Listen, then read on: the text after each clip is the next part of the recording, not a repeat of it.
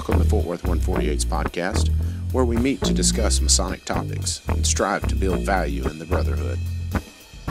The opinions and statements of the participants do not represent any positions or stance of any Grand Lodge or Lodge and are solely the viewpoints of the participants.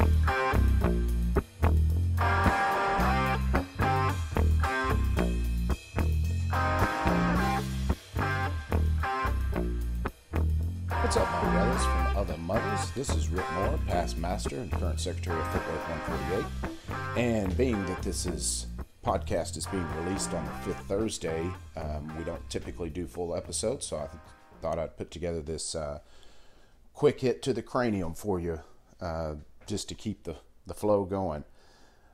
Before we get into that, though, I want to remind everybody, if you haven't got your Masonicon tickets, to go visit us at www.texasmasonicon.com.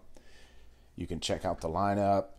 There's some testimonials from last year and good stuff like that. And then there's a place to purchase your ticket so you can join us this year, Saturday, July 27th. It's an all-day event. A bunch of us even go out and eat dinner the night before and the evening following the event. So plan accordingly, brothers. Also, for the podcast, if you're not subscribing, download a podcast app on your phone, find us through there, and click subscribe, and it'll download the latest episode to your phone so you can listen to that bad boy on the go. Also, we're on YouTube, so if you need to kill some time at work, you can pull us up on YouTube. So, this quick hit, I asked Brother Robert Marshall well over a year ago to put together something because I had the idea of quick hits quite some time ago. And he put together something pretty quick, sent it to us, and we did nothing with it until now. So this podcast, or this quick hit, is going to be done by Brother Robert Marshall. And if you don't have a cup of coffee right now, go ahead and grab you one. Preferably the Busy Brew coffee that Waco 92 does. It's a phenomenal fundraiser. Such a great idea to where they've created their own flavor of coffee and they sell it and the proceeds go to the lodge. And it's a great idea. I've heard similars with like salsas and barbecue sauces, and that's thinking outside the box. So grab you a cup of coffee, and if you don't have Busy Brew, then go online to wacomasonic.org/store and scroll down a little bit and order you a bag. You can get ground beans or whole beans if you like to ground your own, and enjoy you a cup of Busy Brew. Anyway, without further ado, I'll let Brother Robert Marshall take over. Have a good one, brothers.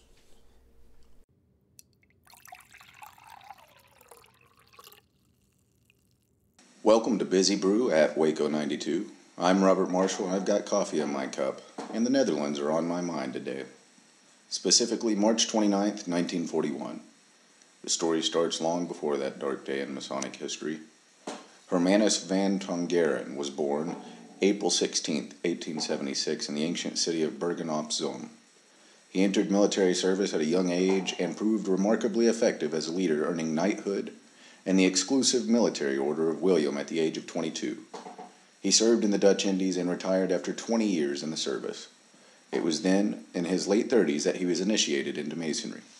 Interestingly, he received each of his 3 degrees in different lodges. It seems that it was customary in Dutch Masonry for a lodge to specialize in 1 degree, requiring members to seek membership in other lodges in order to advance.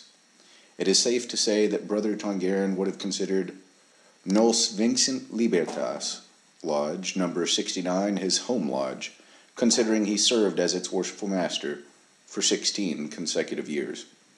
He rose to the rank of Grand Master of the Grand Lodge of the Netherlands in 1928. When Nazi Germany invaded the Netherlands in May of 1940, Brother Tongeren was still serving as Grand Master.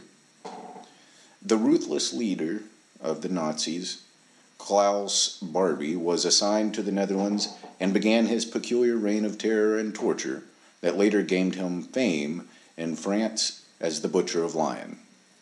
From day one, our brother Tongeren was forced to report on a daily basis to Barbie's men so that the Nazis could keep track of Dutch Freemasonry just as they were doing elsewhere. Later that year, Freemasonry was altogether banned in the Netherlands. Not ready to see the craft disappear, Tongeren carefully organized the lodges into what outwardly appeared to be coffee clubs at hotels around Amsterdam and elsewhere in the country.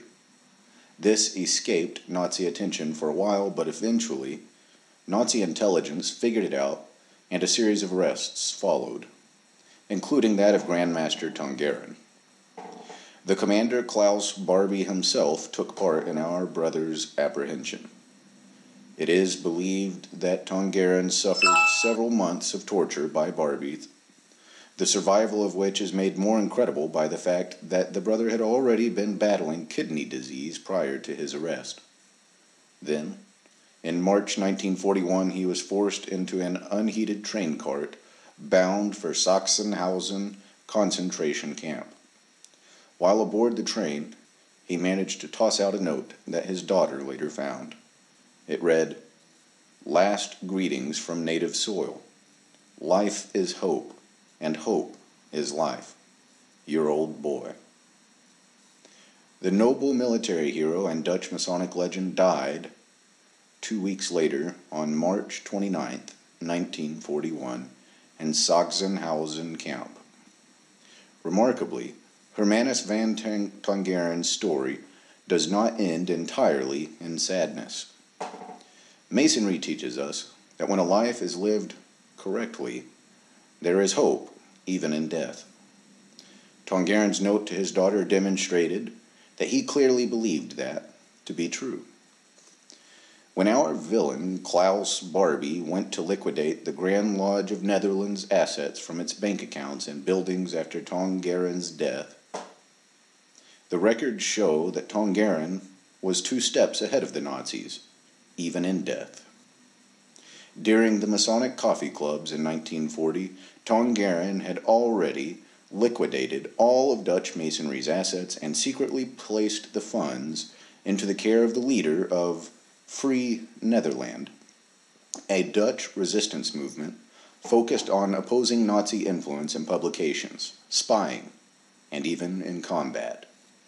The movement's leader, Jacoba van Tongeren, our hero's own daughter. The amount of funds secretly provided totaled a modern-day equivalent of $4.5 million US, and it was primarily used to purchase guns and ammunition for the killing of Nazis and the liberation of the Netherlands. This has been Busy Brew at Waco 92.